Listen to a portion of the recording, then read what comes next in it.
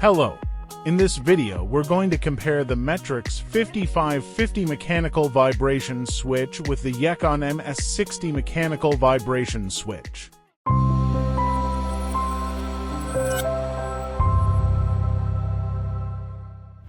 First, we'll start by comparing them in terms of appearance. Both weigh about 2 kilograms. You can see the local reset button on both, and in both cases it is mounted on the door, and the set point adjustment is also located here, externally on the door. Now let's take a look at them from the side. This gland is mounted from the side here, and this one is from the lateral side.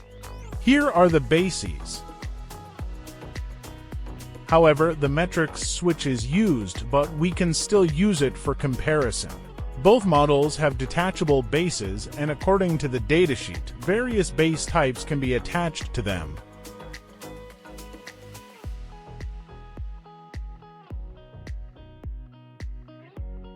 Now, you should consider during installation that the sensitive axis of both switches is perpendicular to the ground.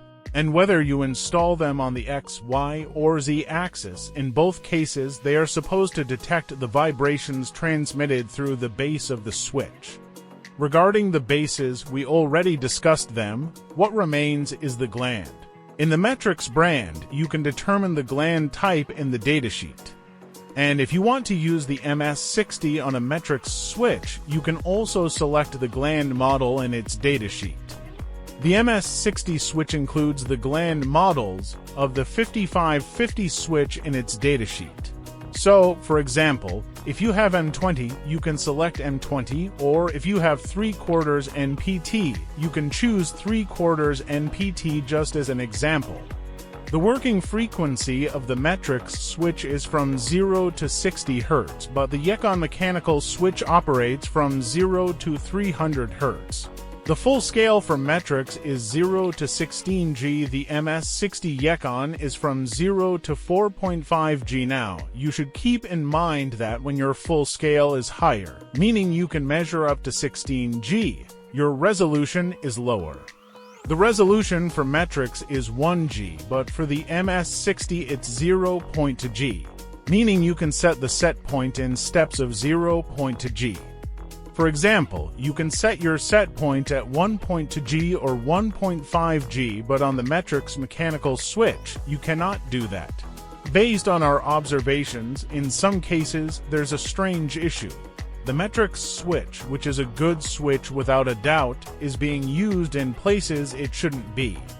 For example, it's been installed on a cooling tower where the set point should be around 1.5 G or 2.5 G. But when we refer to the datasheet of the Metrix 5550, it says the resolution is 1 G and the error margin is plus or minus 1 G.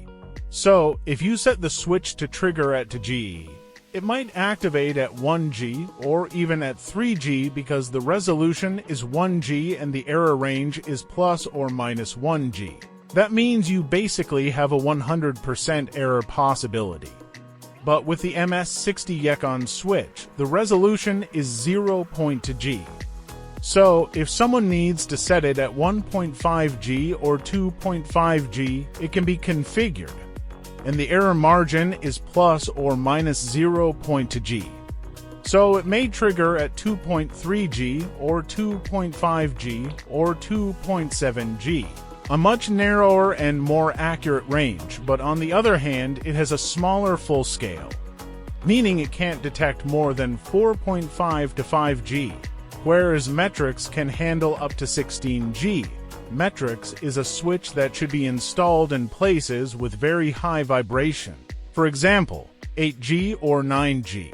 But in some cases, it's being used in places like cooling towers where the required set point is around 2 or 3 G and it needs to trigger the alarm and stop the cooling tower at that level. Now, if you configure it to trigger at 1 G, it might activate anywhere between 0.1 G to 3 G. That's quite a wide and unreliable range. And that's not a weakness of the Metrix switch, it's just being used in the wrong place. This switch is meant for environments with very high vibration levels. For example, The user says my system usually vibrates between 6 to 8 G and I want the switch to trigger above 10 G.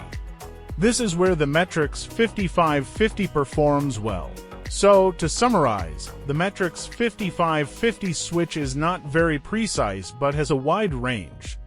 The MS60 Yekan switch is very precise but with a smaller range. And in some countries, there is more demand for precise switches with smaller ranges. Both models support SPDT and DPDT, and you can select them in the datasheet. Both are EX and IEPE by design. Now let's open up these switches.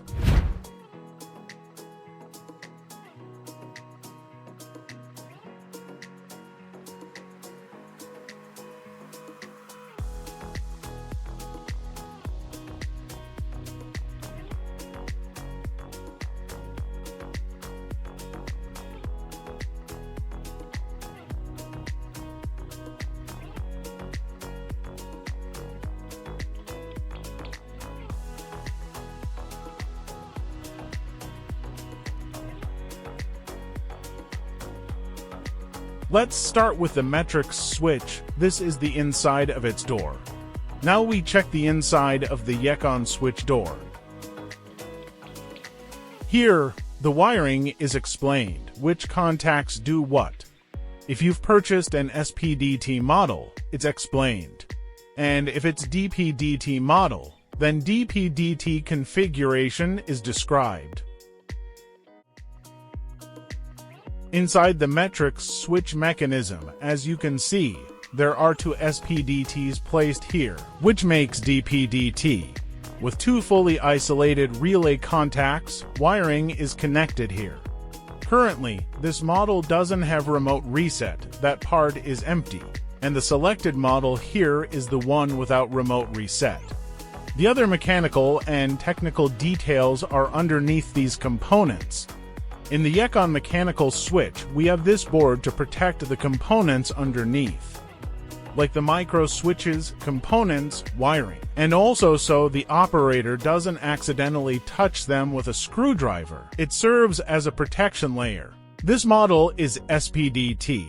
Here's the NC, NO, and COM, but this particular model has remote reset. You have our plus and our terminals here. And if I'm not mistaken, this one runs on 110 volts AC. This video series is trying to demonstrate that. You can install the Yekan mechanical switch in place of other mechanical switches in the market, such as Metrix and others shown in previous videos. And when you refer to its datasheet, you're given a set of options to understand what your previous switch was and what you want to replace it with, even without needing to drill new holes or change the base. It can be mounted screw by screw. The wiring stays the same, the gland remains the same. So this gives you an easy replacement experience. And Metrix is definitely not a bad switch. It's a very good switch, widely used. But for high vibration ranges like 8G or 10G, however, in many countries, vibration levels are around 1 to 3G. So we are more focused on lower ranges with higher precision. Thanks for watching this video and don't forget to like and subscribe.